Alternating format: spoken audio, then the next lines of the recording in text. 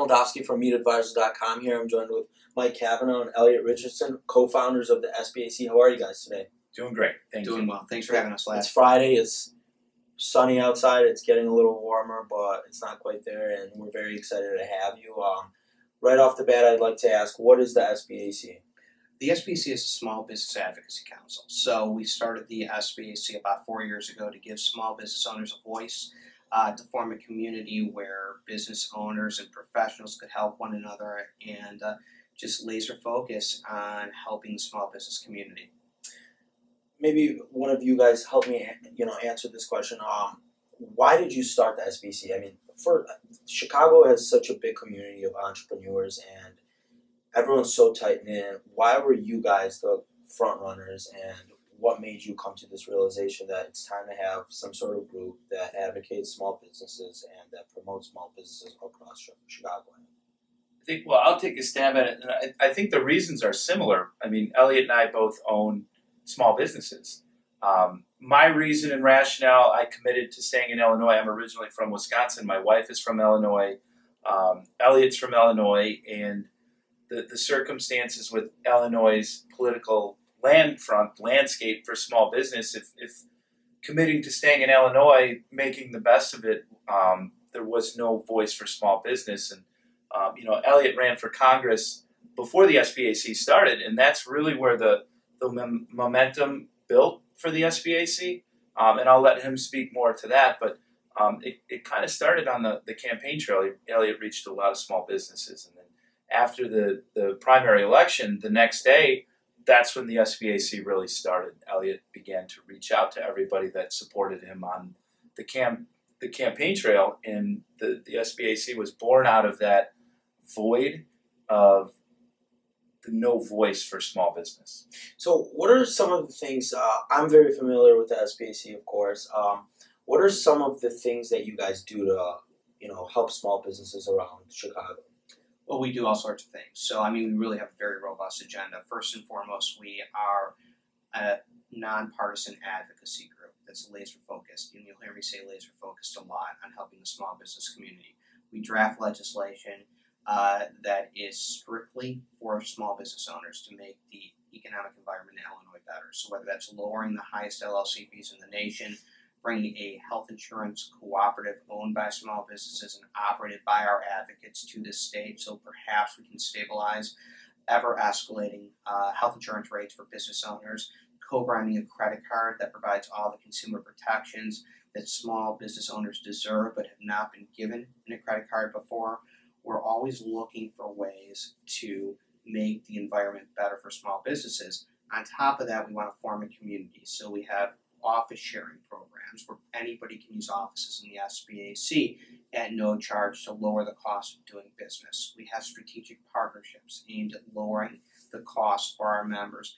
And we have all sorts of events, 60 a month, where we want people to get together. We want people to network in a very, very positive, constructive way. And hopefully really start to generate business. And we do a lot of other things, but that's some of the stuff that we do.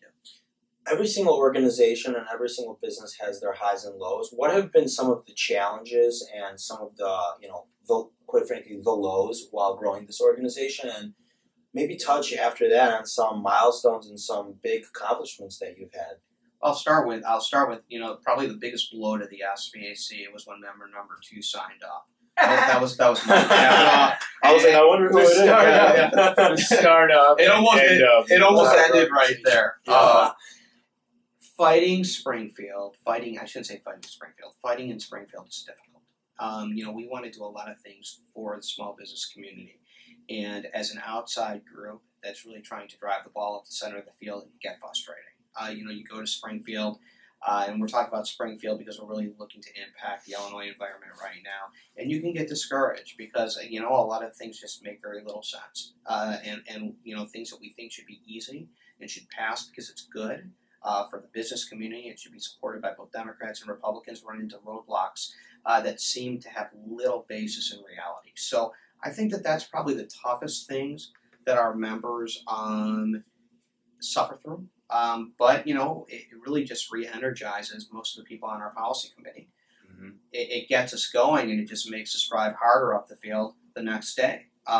So we try to turn those challenges into positive energy to effectuate the change that we want to make. It's absolutely, I mean, that's spot on. So like when you think of a startup that the SBAC was 4 years ago, the yin and the yang to this is a challenge. The biggest challenge that Elliot and I noticed right away outside of the Springfield, I mean, this is a force that we're going up against to pass the laws, but just to get critical mass in the group to be able to go to Springfield to say we have 900 members.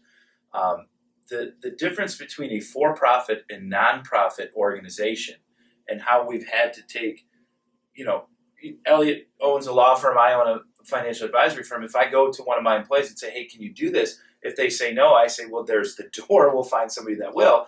And in a volunteer organization, you say, we really can't say to somebody on the membership committee who hosts a lunch, we need you to do it this way, because the value add has to come out of it. We have to empower the membership. And that was discouraging at first, but then you've learned so much from it. And then the other side, the outcome of it is once you find people like a Mason Cole, who got an award the other night for being the Young Professional of the Year, once you find somebody that uses the group, not uses it, leverages the group to like springboard the nonprofit side of it, they find out how to use it, is very empowering, and it takes that whole discouraging, like, what are we going to do, into, hey, we learned this, now let's help other people understand it. So Elliot hit it on the head. Like, everything that has happened that maybe made us uncomfortable, or as some people would look at it, is discouraging. Two things have happened. It's brought Elliot and I, on a personal level, closer almost every time something like that happens, and then as well as the rest of the people in the executive committee, the board, within the group, that these small setbacks or discouragements actually become the springboard when we dissect them and talk about them and have adult conversations around them. It's actually helped grow the group as well. So, you know, having said all of that, it seems like the lows lead to the highs. So maybe you can touch base on some big milestones and some accomplishments you've had in the last few years.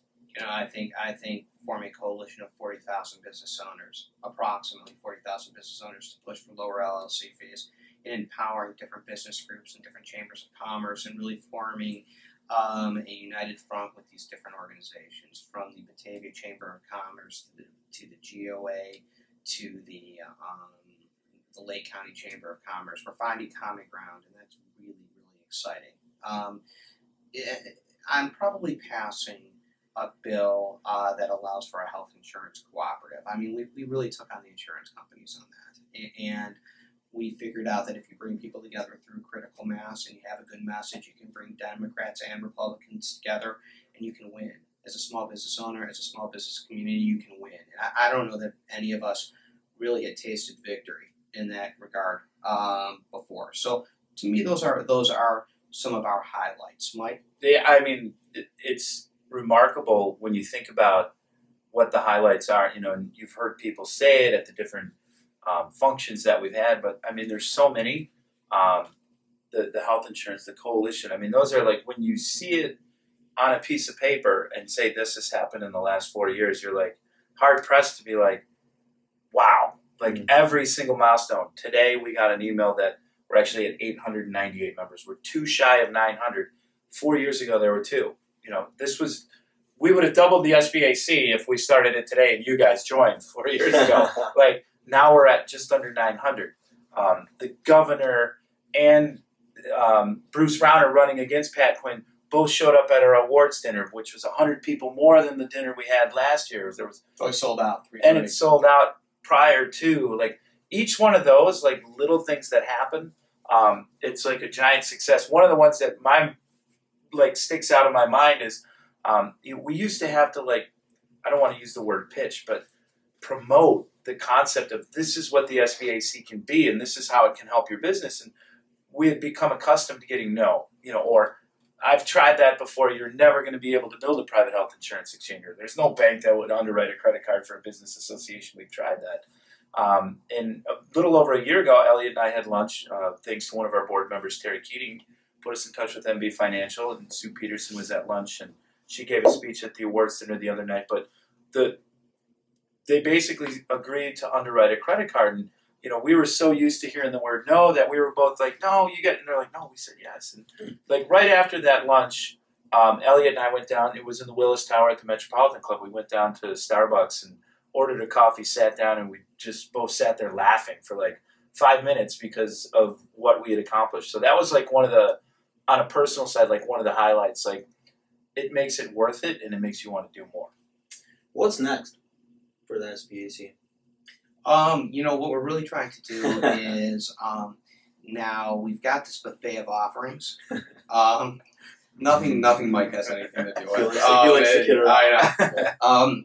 We have this buffet of offerings now. We've got, we're rolling out a multi-employer 401k exchange, which will allow small business owners to come together and lower their administrative costs of having a 401k. We've got the private health insurance exchange. We want to start offering this to other chambers. We want to start offering this to their members because they're the people that got us here. So, what I would see is a really robust community of business owners. And if we can be part of that and bring people together, that's going to be really exciting. And of course, we're going to work to pass legislation like lowering LLC fees and whatnot. So I think there's a lot on the horizon. It's exciting stuff, guys. One thing I like to ask all of the entrepreneurs, and especially great entrepreneurs like you gentlemen, what's one piece of advice you would give to our community? I think what I always try to differentiate when somebody comes to me and says, what advice can you give me? I think an entrepreneur has to understand the difference between success and failure. There's only two outcomes when you start a business or start an association or start anything. You can either succeed, whatever your definition of success is, or you can quit. So if you know that those are the only two potential outcomes, you'll learn to embrace failure as a necessary stepping stone to success and not get hard on yourself or down on yourself or view failure as something that makes you want to quit, but makes something in a learning experience so that you reverse engineer your failure and you learn that it's a stepping stone to the success. And that's usually the best advice I can ever give anyone that hasn't ventured into starting something or wanting to. It's that culture that it's okay to fail. Fail small, learn from it, and there's thousands of new mistakes for you to make out there, but don't quit, ever. What's your website? The website is sbacil.org. Guys, check it out, and check out MeetAdvisors.com for more videos and blogs. Thanks a lot. Thank you. Thank you. Thanks, guys. No problem.